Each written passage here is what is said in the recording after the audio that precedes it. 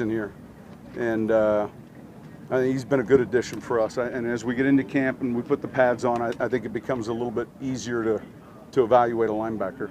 Is this the deepest you've been on defense, you think, since A while, right?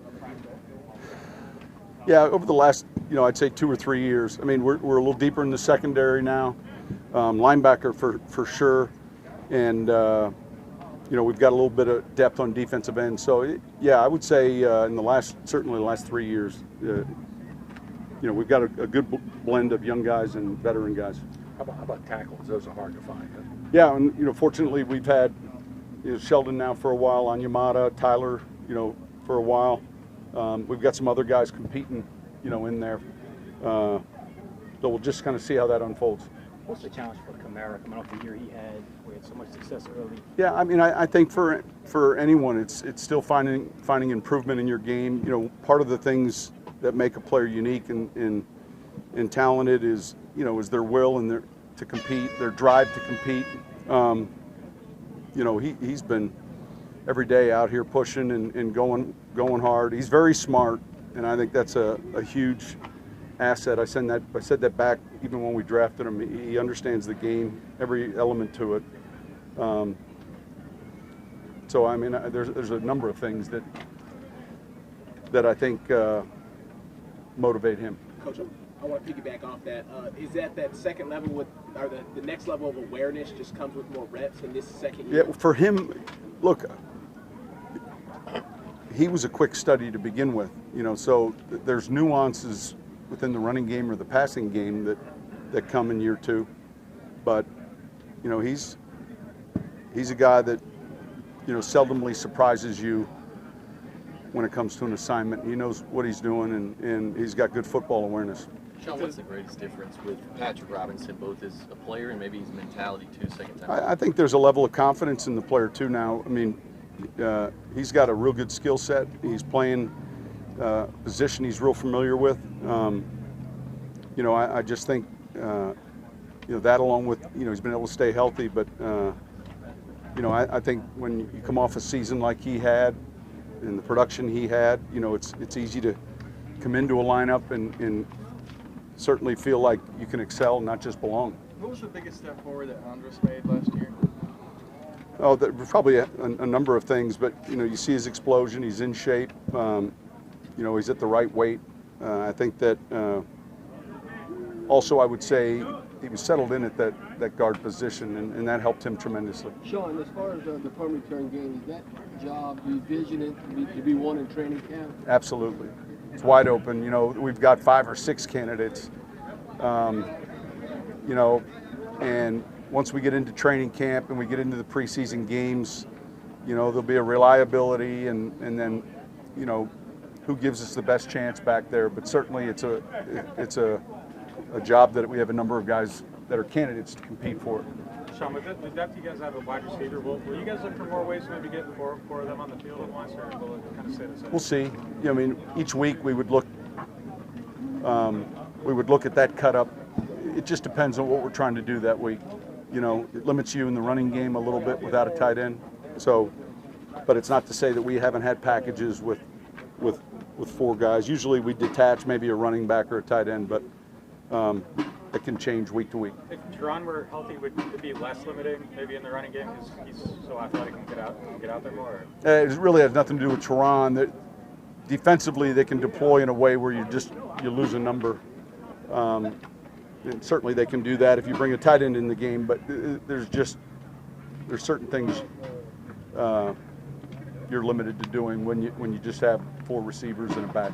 You have the TVs at midfield here. I take it that's yeah, absolutely. Coach, on the kickoff rule, you got to have 7 guys within 10 yards, right, of the ball. Is that correct? You got to have 8 guys. 8, okay. So the kicker who can 8 guys within 10 yards of the 10-yard, so technically within 20 yards. Right. But go ahead. So if you have a guy who can like sky kick in the corner, do you think? I think you're going to see that. I think you're going to see, because you have 3 guys left, and I think you're going to see a little bit more of a creative placement. Right corner, left corner. and I think that's going to pressure you in the return game to, with those back three, be able to move and adjust some. But I think you're going to see that. Well, do you think there's a possibility that the kicking team can recover that kind of ball? Yeah, I think so. Now they don't have the head start they had. You know, they are coming from a stationary position, but I do think that first 4-week period of the season, you're going to see a lot of different things. Certainly you're going to see, I think, some mortar kicks directionally. Sean, how did those TVs come to be? Like, whose idea was that? Oh, listen, I think somewhere between, you know, the OTAs, Mickey and I, and Mrs. B, and we were just talking about putting something on the field, you know, and there'll be something, I'm sure, during the season on the jersey or helmet. And offensive line often gets overlooked, but I think the same probably applies to blocking tight ends. I mean, how much do you think Hill and Booman, you know, really had a role in that run production last year? Very much so. I mean, I think it's part of the run unit. You know, both those guys are versatile.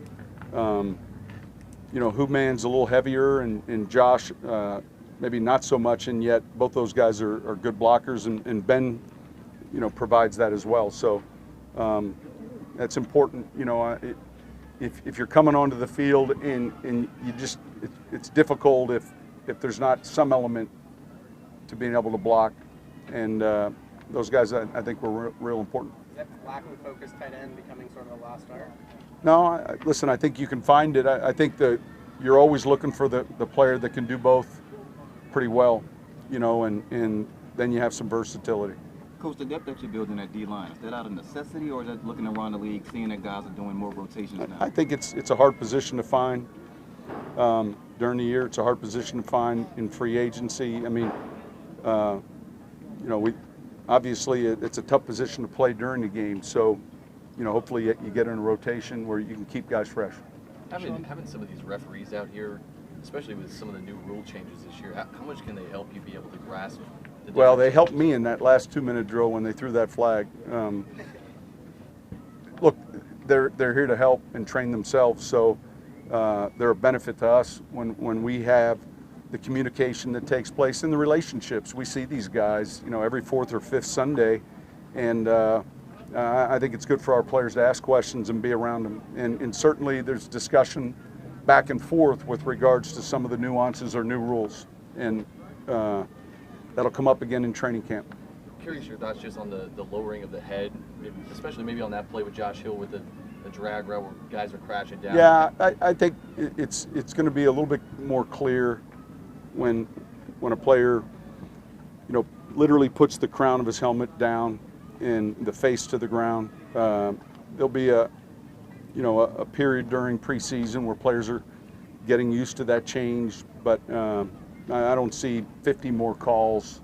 I've said that already. You know, sitting in on the meetings as it was put together, I think it's taken that one posture that's not real good for the game or not real safe for the players away from the game.